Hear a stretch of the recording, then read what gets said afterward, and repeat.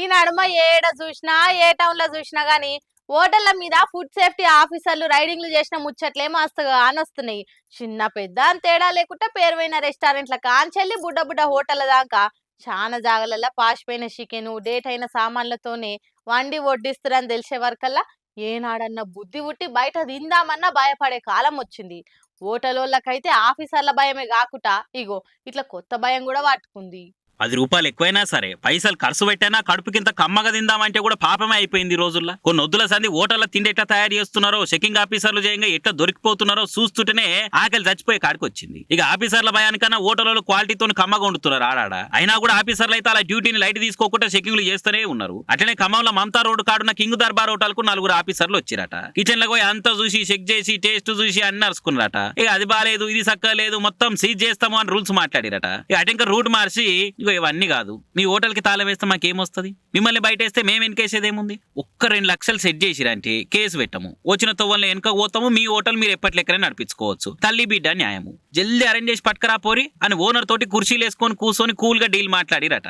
ఎందుకో ఆ హోటల్ ఆయనకు అనుమానం కొట్టి అసలు ఫుడ్ సేఫ్టీ ఆఫీసర్లకు ఫోన్ చేస్తే పోలీసులతో సహా వాళ్ళు వచ్చి ఏందిరయ్యా ఏం చేస్తారు, వీడు ఫుడ్ చెకింగ్ ఆఫీసర్లు అయితే మేమోలిమి ఫుడ్ బ్లాగర్స్ మా నడువర్రి అనుకుంటే 4 నకిలీ ఫుడ్ సేఫ్టీ ఆఫీసర్లు అరెస్ట్ చేసేసుకపోయారు. ఉపాయం ఉన్నోడు ఉపాసం బండడని అంటారు గానీ కొందరు మోసం చేసే మోతవర్లు అత్క తెలివితోనే ఐడియా లేసి జనాలు ఉపాసం ఉండకుండా ఆకలి తీర్చే హోటల్లో తానే లక్షలు గుంజ చూస్తారు. ఇట్లా ఇంకా నయమా హోటల్ ఆయనకు డౌట్ కొట్టి ఫోన్ చేసిండు కాబట్టి సరిపోయింది గానీ లేకుంటే 2 లక్షలు వేసుకొని అనుభవించు రాజా అనుకుంటే ఆడికెళ్ళి ఉడాయించేటోళ్లే కదా. ఏముంది తీరి జైలు పెట్టే షిప్ప ఫుడ్ కు రేటింగ్లు ఇచ్చుకుంటే ఊసలు లెక్క పెట్టుడే గాల పని. ఈ ట్రెండ్ను ఫాలో అవుతుంటే ఇసుంటోళ్ళు కూడా మోపైతుంటారు కాబట్టి పైలం జరా. దేవుడు అందరికి అన్ని ఇయ్యడు, ఇచ్చిన దాంట్లోనే సంతోషంగా ఉండాలి. కానీ ఒక్కోపారి మన చుట్టూ పొడుతున్నోళ్ళని చూస్తుంటే వాళ్ళకున్నయి మనకు కూడా కావాలనిపిస్తుంటది. కానీ అది జరగని పని అని తెలిసి ఆడికే నారాజైతాం. గట్లనే రోడ్ల మీద చిన్న చిన్న సామాన్లు అమ్ముకుంటా బతికేటోళ్లను అసంతకు కూడా రాని అని మనుషులున్న గీ కాలంలా గీ మనిషి చేసిన పనిని చూస్తుంటే మెచ్చుకోవాల్సిందే. చేసింది చిన్న సాయమే అయినా గాని ఎల్లకాలం గుర్తుండిపోయేటట్టు చేసిండు.